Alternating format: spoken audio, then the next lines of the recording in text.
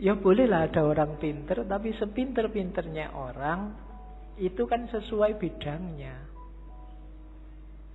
Yang pinter filsafat mungkin tidak ngerti sama sekali tentang fikih. Yang pinter fikih mungkin tidak ngerti tentang kalam. Yang teknik mungkin tidak ngerti tentang kedokteran. Sak jago-jagonya Habibie, kamu tanyain, Pak Habibie, ngerti nggak teorinya Ghazali tentang? Nggak ngerti dia. Oh dia ilmunya penerbangan. Jadi ndak. Maka orang pinter yang sombong itu janjane orang bodoh. Sepinter apa sih dia? Ilmunya seluas apa sih? Ndak ada. Orang itu selalu pinternya fakultatif. Oke. Bismillah, sekarang kita lihat ya. Punya apa Rumi? Sebentar kita lihat garis besar pikirannya sebelum masuk ke cinta.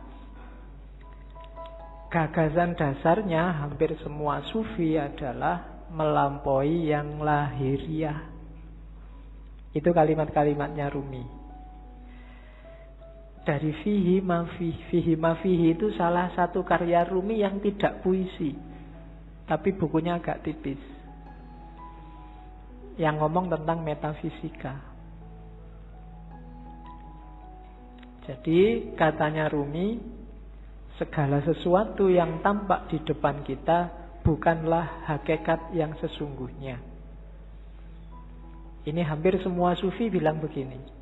Yang lahir itu tidak sejati. Yang kelihatan itu tidak asasi. Rumi ngasih contoh. Yang tampak dari bumi adalah debunya. Namun di balik debu itu adalah sifat-sifat Tuhan yang mengejawantah.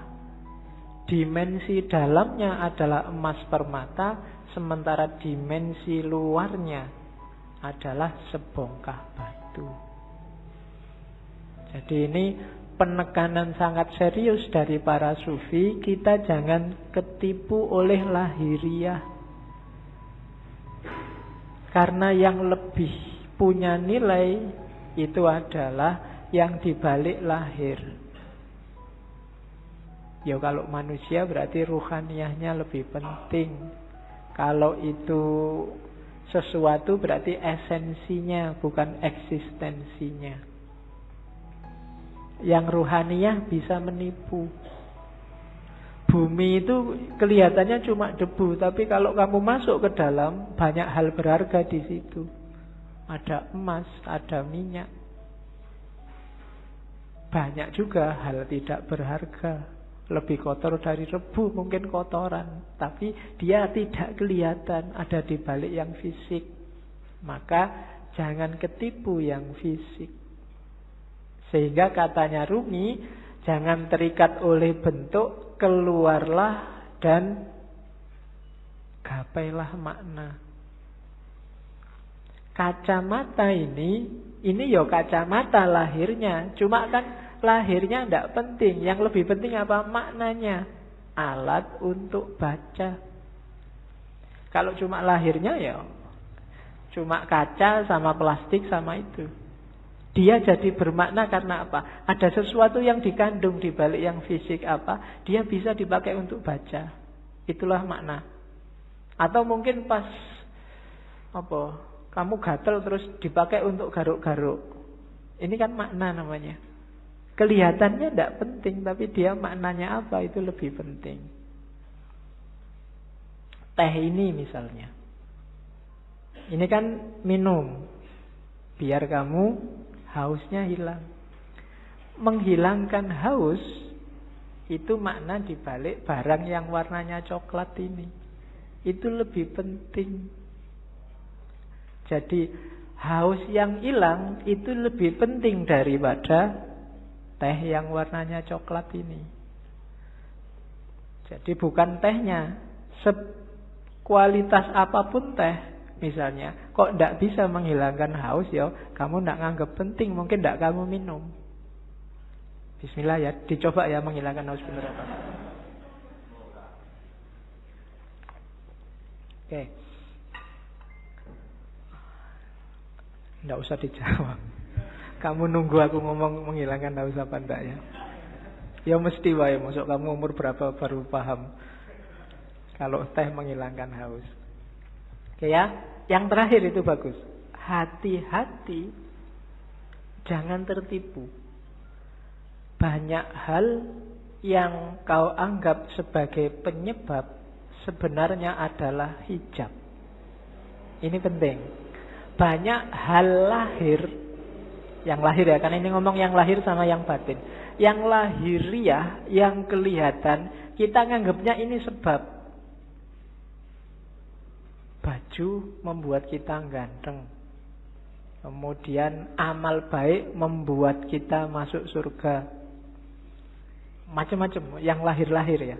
Katanya Rumi, hati-hati. Yang kita anggap sebab sering-sering malah jadi hijab. Hijab itu sesuatu yang menghalangi kita, malah menjauhkan kita dari Allah.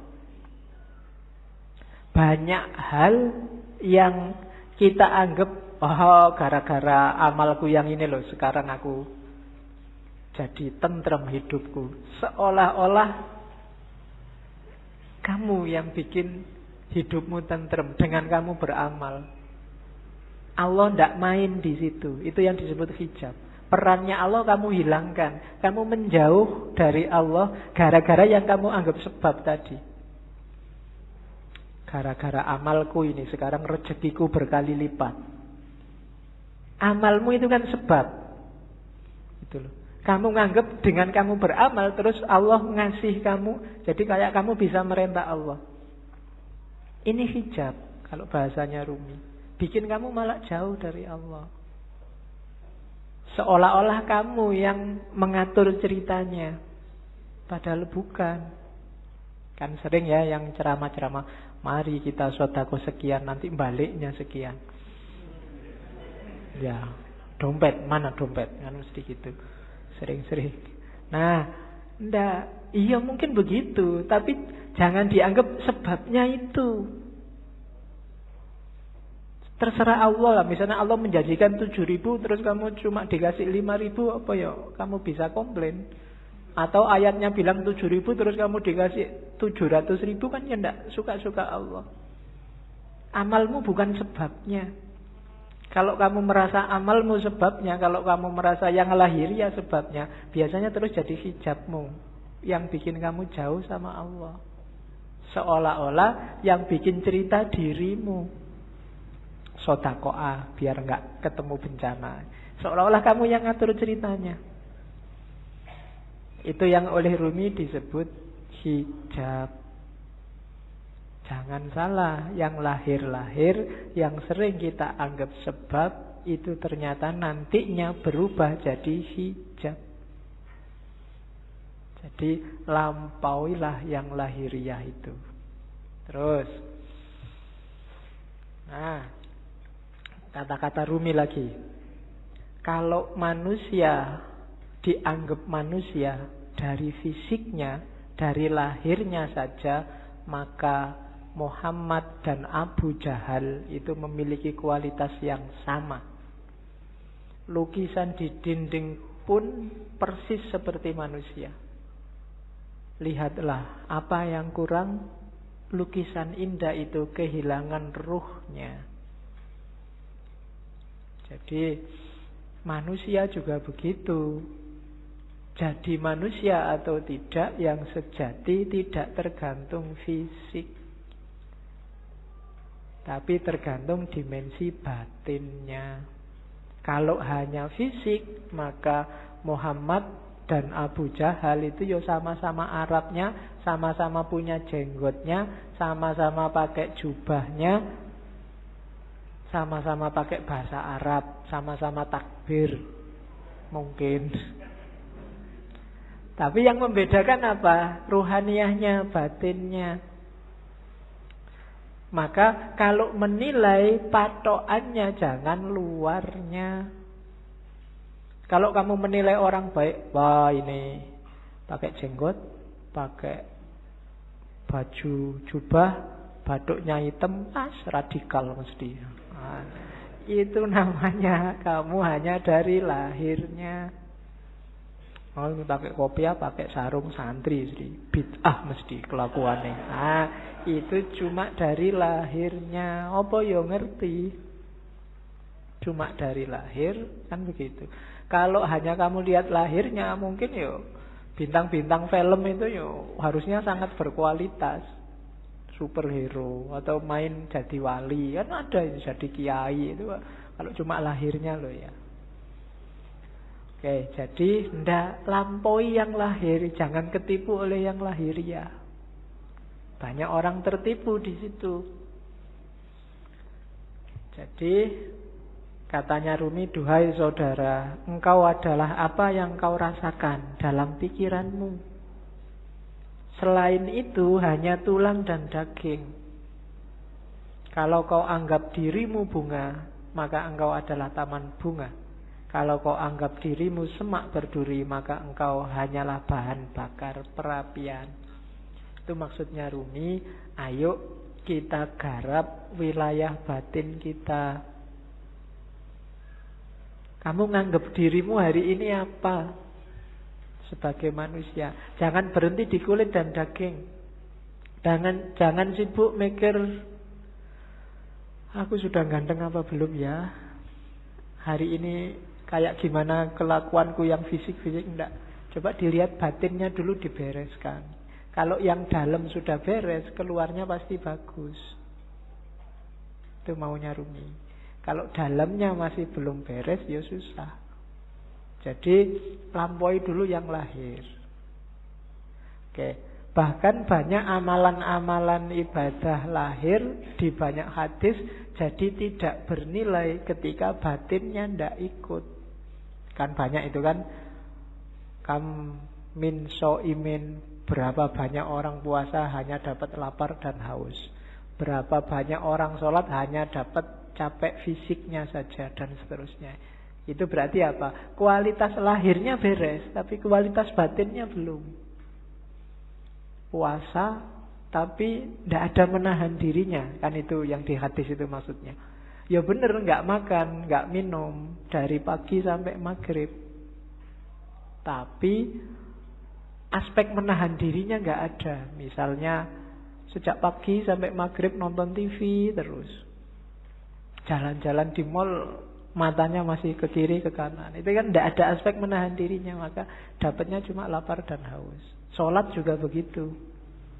Sholatnya di sini tapi pikirannya di komputer, pikirannya di HP, ada suara tweet-tweet, ada SMS ini mesti ada. Jadi fisikmu ada di sini tapi pikiranmu di sana.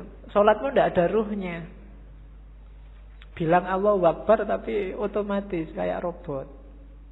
Baca Fatihah tapi Fatihahnya tidak hadir dalam dirimu. Itu persis kayak HP-mu yang bisa ngaji, tidak ada ruhnya.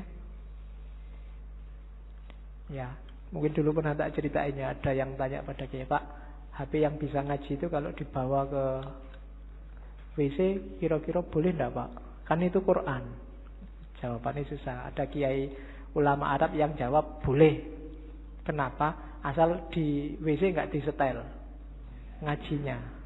Enggak kamu sambil di WC terus ngaji bismillah, enggak boleh. Tapi kalau ada aja dalam HP enggak apa-apa. Analoginya apa? Pikiranmu. Kamu hafal Fatihah enggak? Hafal. Berarti di kepalamu ada Fatihahnya. Wong hafal. Kalau kamu masuk WC, masuk hafalannya mau dibuang kan enggak? Berarti tulisannya ada, hafalannya ada, masuk WC, asal enggak kamu bunyikan waktu di dalam WC. Nah itu HP-nya saja itu kan enggak ada ruhnya. Jadi kalau kamu ngaji, kalau kamu sholat, ketika jiwamu enggak hadir, batinmu enggak hadir, ya cuma dapat wadahnya saja, enggak ada isinya. Bahkan mungkin lebih bagus HP-mu, tartilnya jelas. Iya, kalau kamu ngaji dewe kan masih pelekak-pelekuk. Nah, jadi rumus pertama katanya Rumi, yuk dilampaui yang lahiriah. Jangan berhenti hanya sudah bisa melakukan amal-amal lahir. Dibereskan dulu yang batin. Oke, rumus selanjutnya. Ini sebelum cinta ya, belum, biar nanti paham apa maunya Rumi. Ini sama kayak banyak sufi yang lain. Katanya Rumi, manusia ini jagat kecil. Bahasa filsafatnya mikrokosmos, alam sohir. Alam semesta ini alam kabir. Dalam diri mikrokosmos ada makrokosmos, ada dalam dirimu terkandung semua unsur-unsur alam semesta. Makanya Al-Quran menyuruh lihatlah sekelilingmu dan lihatlah dirimu sendiri. Karena dalam diri kita, apa yang ada di alam, dalam diri kita ada. Dalam bentuk mini. Unsur-unsur alam apa saja itu sebenarnya ada. Mineral kah, air, api, udara, tanah, ada semua. Dalam diri kita. Jadi kita ini mikrokosmos.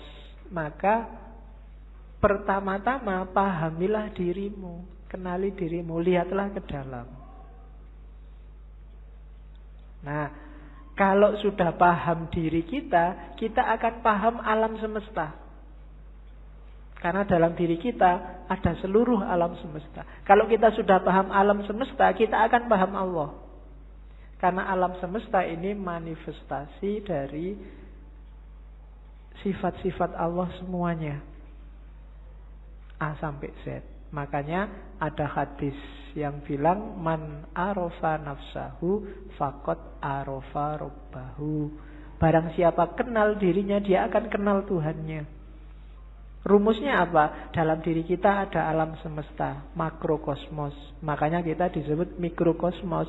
Begitu kita paham makrokosmos dan mikrokosmos, kita akan paham tentang Tuhan. Kenapa? Karena alam semesta ini isinya adalah manifestasi dari semua sifat-sifat Tuhan. Tuhan yang penyayang, Tuhan yang pemaaf, Tuhan yang teliti, Tuhan yang maha adil, dan seterusnya. Itu kan ada di alam semesta ini.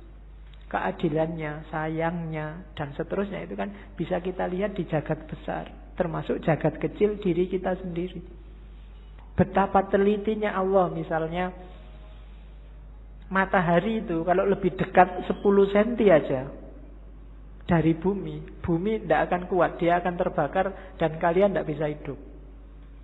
Atau dia lebih jauh 10 cm saja, bumi juga tidak akan ada kehidupan, pasti akan beku. Kok matahari bisa pas begitu? Itu ketelitian Allah. Tidak mungkin nggak sengaja. Itu iseng aja Pak, nggak sengaja. Tidak, itu Allah yang teliti. Tubuhmu kan juga teliti.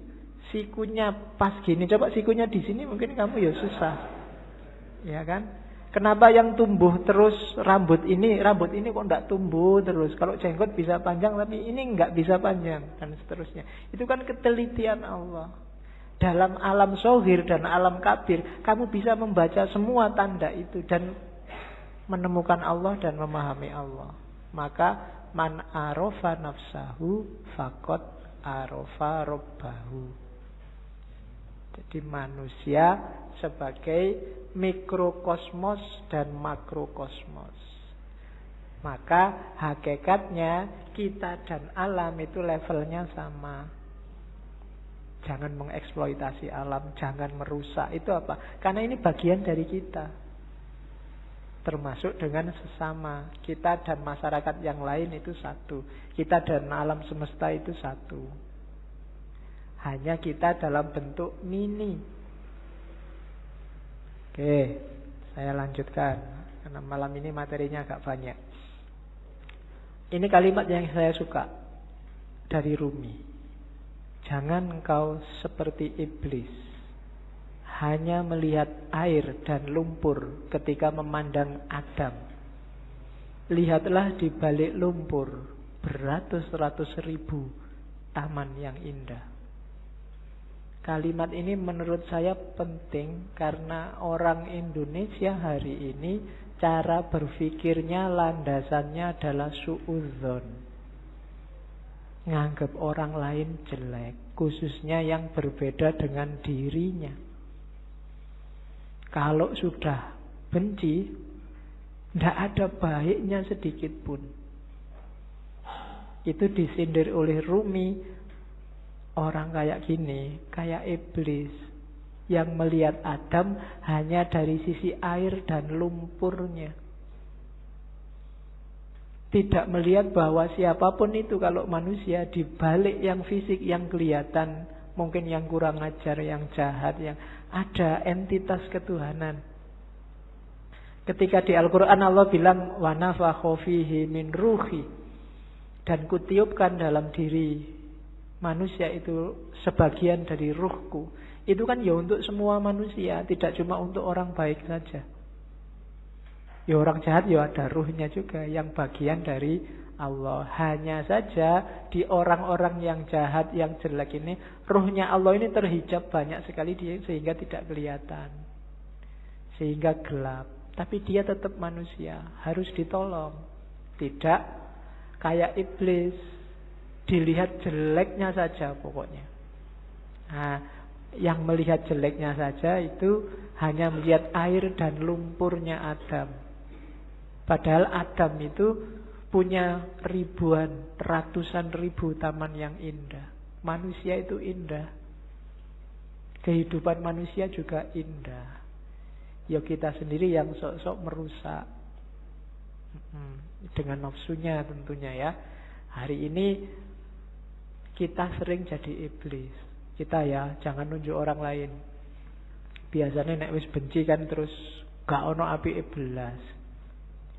Sejahat apapun orang, pasti ada sisi-sisi tertentu dalam hidupnya yang masih baik.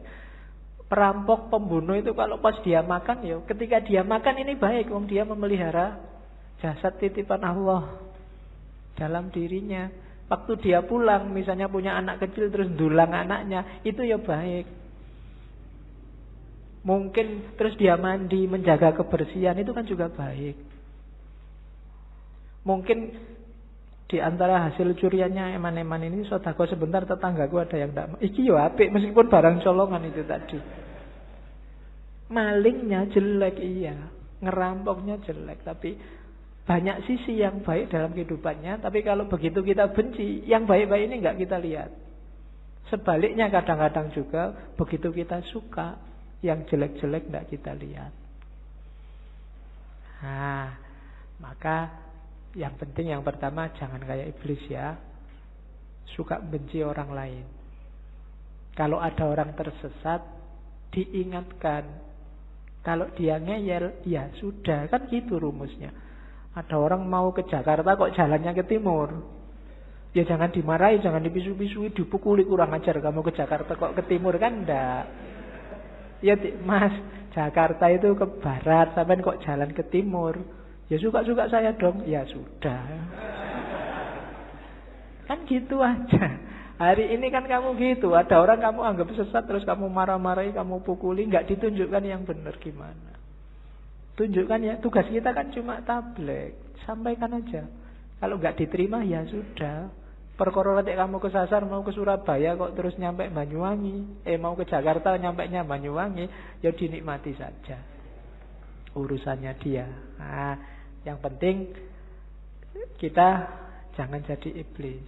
Kalau ada orang beda, orang kita anggap sesat, terus kita lihat jeleknya saja. Terus, ini penting juga, akal. Rumi termasuk orang yang memposisikan akal tidak sebagai puncak. Akal itu penting, tapi akal hanya transit. Akal harus dilampaui. Tidak boleh orang berhenti hanya di akal. Di Masnawi itu ada cerita yang mungkin sering dikutip orang. Cerita ahli bahasa dan tukang perahu. Jadi ada ahli bahasa naik perahu sama tukang perahunya. Sambil naik perahu terus ngobrol. Mas tukang perahu, sampean ngerti nggak kalimat majemuk itu apa? Nggak ngerti pak. Sampean sudah tua kalimat majemuk aja nggak ngerti. Rugi sampean hidup itu. Sampean ngerti nggak kalimat sastra itu kayak gimana? Nggak tahu pak. Apalagi sampean sudah umur tua gini sastra aja nggak ngerti. Buat apa umur sampean dihabiskan? Sampean ngerti nggak? Pokoknya diajak ngobrol gitu, dimarahi terus, dilecehkan terus. Tiba-tiba terus ada badai. Kapalnya mau tenggelam. Katanya yang punya perahu, waduh ini Pak, sampean bisa nggak berenang? Nggak bisa. Wah, sampean sampai tua berenang aja nggak bisa, ya wassalam, sampean mati. Bye-bye, tak tinggal ya, sudah selesai. Ya. Nah, itu cerita ini terkenal, nanti variasinya macam-macam. Tapi ini Rumi mau nyindir bahwa ya bolehlah ada orang pinter, tapi sepinter-pinternya orang itu kan sesuai bidangnya. Yang pinter filsafat mungkin tidak ngerti sama sekali tentang fikih. Yang pinter fikih mungkin tidak ngerti tentang kalam. Yang teknik mungkin tidak ngerti tentang kedokteran. Sak jago-jagonya Habibie, kamu tanyain, Pak Habibie, ngerti nggak teorinya Ghazali tentang? Tidak ngerti dia. Dia ilmunya penerbangan. Jadi tidak. Maka orang pinter yang sombong itu janjinya orang bodoh. Sepinter apa sih dia? Ilmunya seluas apa sih? Tidak ada. Orang itu selalu pinternya fakultatif, sesuai fakultasnya masing-masing. Tidak ada ilmu universal. Makanya tidak ada kuliah di universitas, yang ada di fakultas. Universitas cuma mengkoordinir. Kalau digabung dari banyak fakultas, jadilah universitas. Kan logikanya begitu. Jadi cerita ini sebenarnya Rumi main nyindir, enggak. Sejago-jagonya akalmu hanya bisa menangkap sesuai pengalamanmu masing-masing. Tidak akan lebih dari itu. Tapi saya ngerti dunia luar angkasa loh Pak. Ya, paling kamu pernah baca buku tentang luar angkasa, kan itu aja. Filsafat saya juga ngerti, matematika juga ngerti. Yang kebetulan kamu ngalami membaca atau ngalami belajar. Yang tidak ya enggak. Sokrates mungkin orang paling pinter, tapi sama istrinya urusan nyambel apa urusan bikin sayur itu tetap menang istrinya. Ya kan? Sepinter apapun Immanuel kan, kalau bannya bocor, kan ada cerita satu ketika Immanuel kan bannya bocor, sadelnya patah. Begitu nyampe di tukang sadel, Immanuel kan pingin nguji yang punya, tukang sadel tolong saya dibikinin sadel yang pakai rumus trigonometri plus 2 kali. Dari tukang sadel tidak bisa saya. Kalau sadel biasa bisa, kalau pakai rumus macam-macam tidak bisa. Ya memang beda ilmunya. Jadi yang pertama catatannya akal itu tidak segalanya. Kalau kita hanya bersandar pada akal, maka kita bersandar pada batas pengalaman kita sendiri. Karena sejauh apapun ilmu kita, ya sebatas yang pernah kita alami. Ilmunya mahasiswa filsafat pasti beda dengan mahasiswa pendidikan, pasti beda dengan mahasiswa teknik. Itu batasnya akal.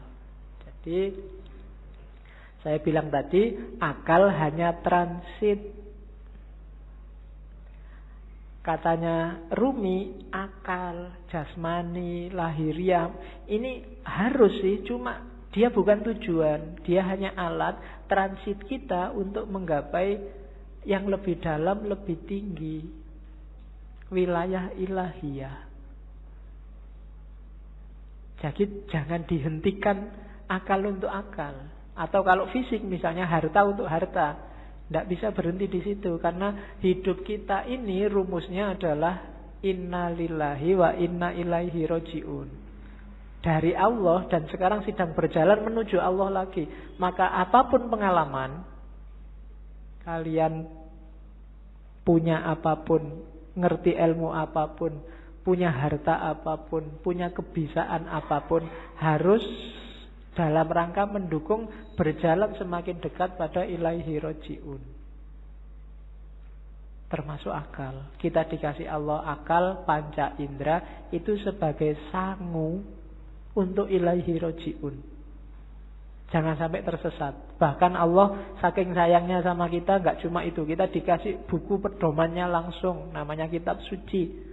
Enggak itu juga, karena khawatirnya kita enggak mau baca, kita dikasih nabi juga, dikasih rasul juga. Dalam rangka apa? Biar langkah kita ilaihi roji'un ini pas, tidak keliru. Maka katanya Rumi, akal kita, panca indera kita, apapun yang kita bisa, yang kita miliki, ini harus jadi jalan, harus kita lampaui menuju ilaihi roji'un tadi. Dalam rangka bertemu dan berjumpa sama Allah. Kalau enggak, berarti satu di antara dua. Kalau bukan kesia-siaan yang nanti kita sesali, mungkin juga ketersesatan. Sia-sia itu enggak ada gunanya, kita tuas capek. Tersesat itu kita nyeleweng, jalurnya tidak ilaihi roji'un. Kalau Al-Quran bilang yang bisa ilaihi roji'un itu nafas mutmainnah. Ya ayyatuhan nafsul mutmainnah, jiwa yang tenang. Maka tugas kita di dunia ini bikin nafas kita mutmainnah, biar nanti bisa ilaihi roji'un, bisa kembali dengan mulus, dengan lancar pada Allah. Nah itu akal. Jadi termasuk ngaji ini ya. Ngaji ini tidak boleh bikin semakin jauh dari Allah. Harus bikin paling tidak selangkah kecil lebih dekat sama Allah. Kalau enggak, mending kamu tidak usah ngaji. Kalau ada ya Pak, saya itu ngaji filsafat terus jadi nggak yakin Allah itu ada apa enggak. Terus kamu tidak usah ngaji lah kalau gitu. Kok waktu ditanyain Allah besok kamu nunjuk aku. Ah itu yang ngajari Pak, nanti gitu aku susah aku. Enggak, pokoknya apapun harus bikin kamu selangkah lebih dekat. Kuliah juga begitu. Kamu kuliah juga, target sementaranya sih untuk penyemangat itu kan ya IP lah, pekerjaan lah. Tapi harusnya kuliahmu bikin kamu semakin dekat sama Allah. Makan juga begitu, tidur juga begitu, pacaran juga. Ya jadi kalau punya pacar, bilang ke pacarmu, kita komitmen ya, kita pacarannya semakin mendekat ke Allah. Ya diatur sendiri rumusnya, kamu yang ngerti. Ya, kalau mau pegangan tangan, bismillahirrahmanirrahim. Ya, kalau sudah, alhamdulillah. Oke. Itu maunya Rumi. Jadi apapun fasilitas yang diberikan Allah pada kita sekarang, manfaatkan itu untuk ilaihi roji'un. Hakikat kita ada di situ. Dan semua yang bikin kita semakin jauh dari ilaihi roji'un, hindarilah. Termasuk mungkin yang casingnya, casing itu kan tampakan luarnya, kelihatannya ini sangat agama deh, kelihatannya ini sangat islami deh, tapi kok rasanya bikin kamu semakin gak dekat sama Allah, mending dijauhi. Oke, itu Rumi.